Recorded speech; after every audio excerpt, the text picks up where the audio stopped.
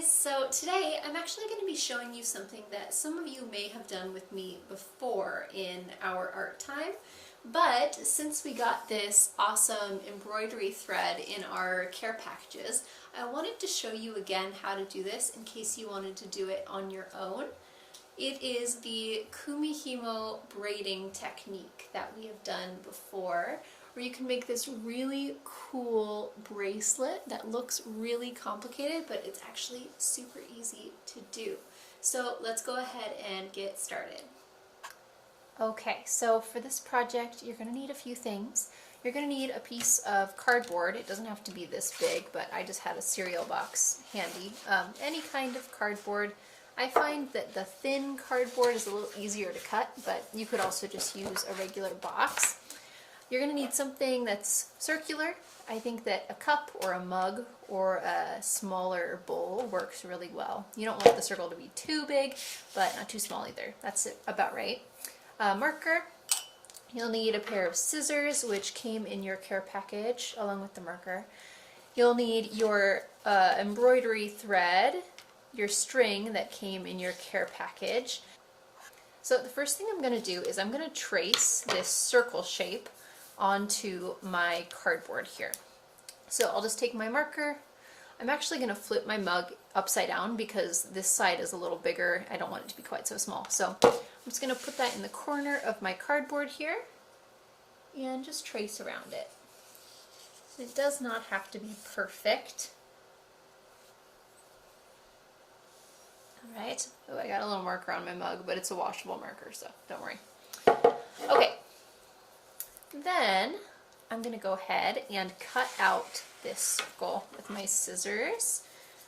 If you're using thick cardboard, you might need a little bit of help with cutting it from an adult, but if you're using this thin cardboard, it should be just fine.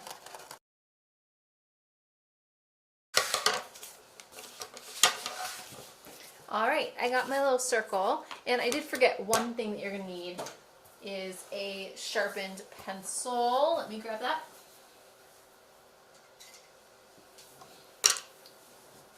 So you'll need a pencil. You don't necessarily need a marker. I'm just going to use one because it's a little easier for you guys to see a marker on camera than a pencil, but you can use pencil. So the next thing you're going to do is draw a dot in the middle of your circle. It does not have to be perfectly in the center. Just get it as close as you can. That's fine. Then I'm going to be drawing some lines across my circle. It's going to end up looking kind of like a pizza. Now if you have a ruler, that's great. If you don't have one handy, just find something that's flat on one edge. I think I'm just going to reuse the edge of my cereal box here for this. And I'm going to put it through that dot in the middle and just draw a straight line like that. And then I will go the other direction across and draw a straight line through my dot again. And again, does not have to be perfectly equal.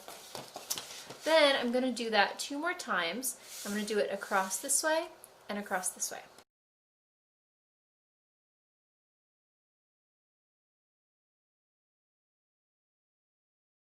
Okay, I've got that all marked out. Now there's 2 things I need to do here. One, I need to put a hole in the center of this, this circle where my dot is.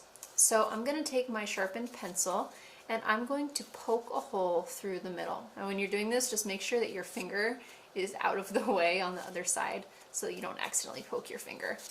And just push your pencil through.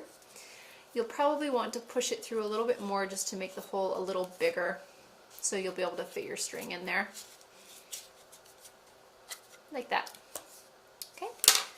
Then we're going to cut some little notches in the lines that we made. We're just going to cut a little ways into our circle. So I'm going to put my scissors right there, just like a tiny bit. So maybe like the width of your pinky finger. And I'm just going to give it a little snip. So not much at all. See, I'm not going all the way into the middle, just tiny bit in. And I'm going to do that on all of the lines that I drew.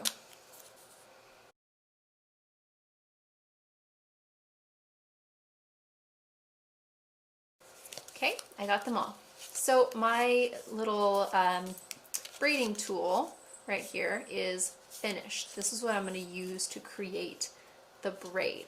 So I'm going to put this to the side for now, and I'm going to start working on getting my string ready so that I can braid.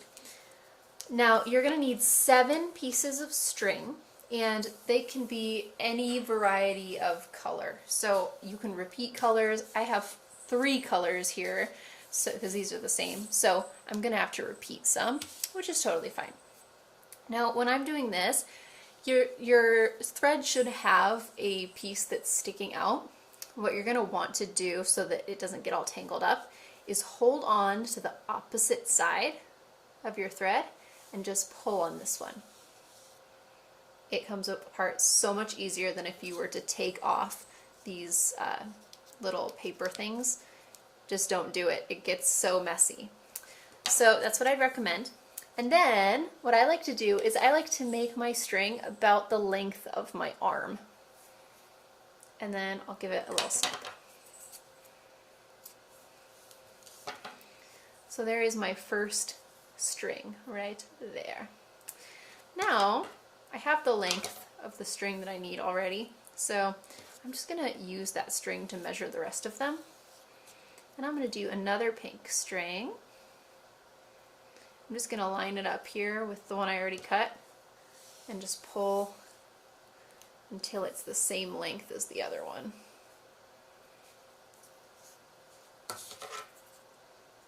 And then snip it. And I think I'll actually hold them together just like this and not take them apart, because that way it's going to be really easy to tie later.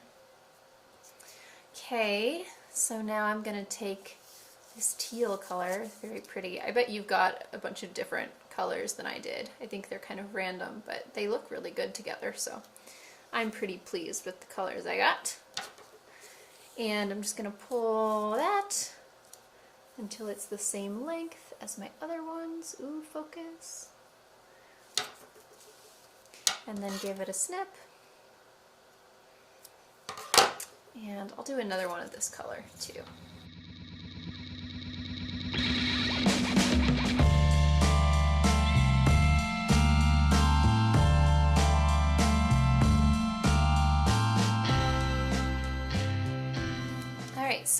So now I have 6 strings and I need to have 7. So if I picked 2 of each color, that means I just need to pick one more color one more time. So I think I'll do the pink.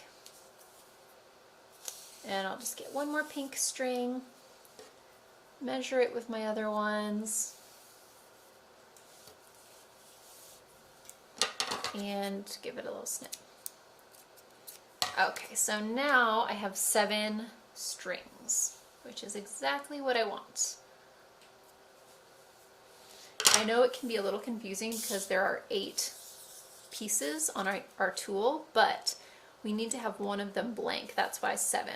I'll show you in a minute how you put that together.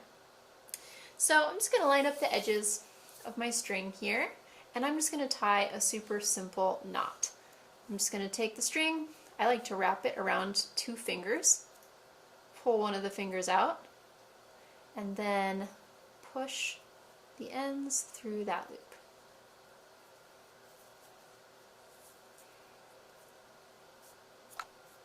Okay. You can rewind that if you didn't quite get it. Okay, so now we're ready to put the string onto our braiding tool.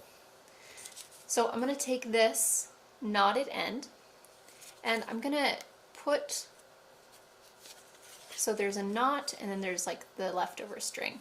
I'm going to take the knot here and put it up to the hole in my tool, and I'm going to push it through. It's much easier than trying to get these little tails through and then just pull the rest. Okay, so it'll look like that. You're going to want to pull it so that the knot is right at the top of that hole. Now we're going to take our strings and we're going to put them in the little notches that we cut before. And you can do this in whatever order you want. I'll just try to space them out.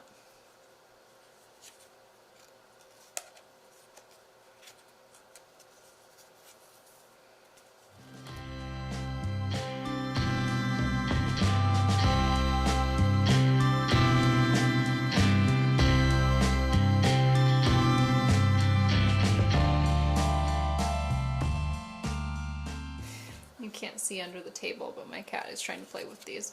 So this is what it will look like when you have it ready to go. Now you can see I have my strings in each spot, but there's one spot right here that's empty, and then the rest of the string is just hanging down. Kind of looks like a little jellyfish. So this is the point where we get to actually start braiding, the fun part. So what I like to do is I like to keep my strings nice and neat. I'll kind of brush them out with my hand as I go. And then I am going to hold the empty line at the bottom like this. And what I'm going to do is I'm going to count my strings, and I like to go this way clockwise, and I'll go 1, 2, 3. Okay, when I get to the third one, I'm going to pull that out of its spot, and I'm going to put it in the empty spot at the bottom. I knew this was going to happen. Then I will turn my wheel so that the empty spot is at the bottom again, and I'm going to count 1, 2, 3. Take that third one, remove it from its spot, and put it in, oh no, and put it in the empty spot. Now you can see my strings are already starting to get kind of tangled, so I just kind of give them a little brush through so that they don't get in knots. I think that's what Junie's trying to help me with. So again, I'm rotating it to the bottom, the empty spot, 1, 2, 3. And putting that one in the empty spot. Turning, empty spot, 1, 2, 3. Like so.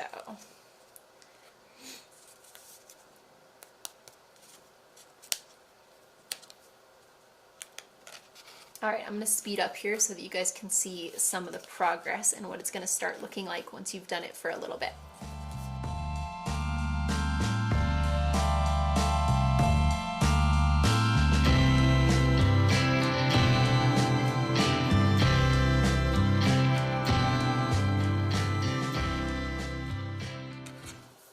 If you notice that it's starting to look a little bit bunched up, what you can do is just take the back and just tug it a little bit so that you could pull that out. That's the braid starting to form. Then just keep going.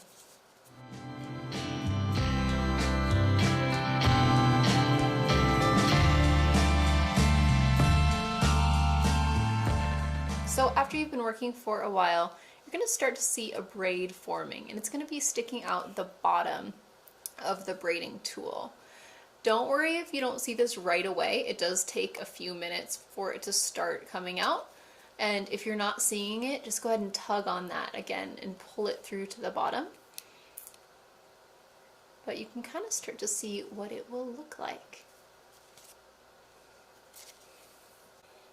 So at this point, I decided to get comfy and put on some Netflix.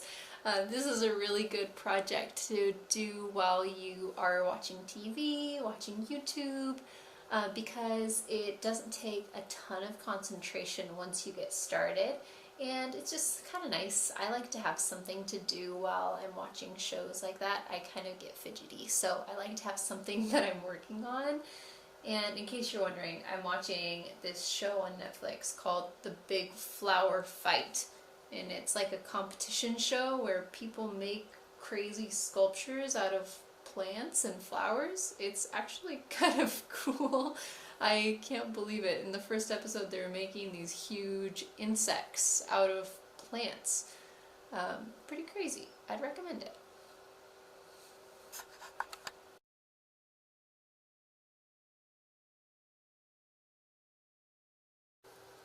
Okay, so once your bracelet is long enough to fit around your wrist, you can go ahead and take each of your threads out of the notches in your braiding tool.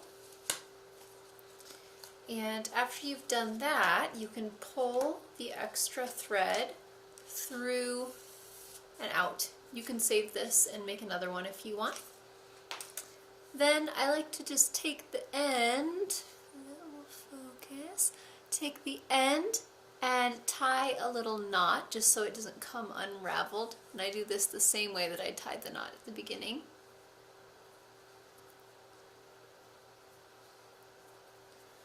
Just so all that hard work doesn't come undone.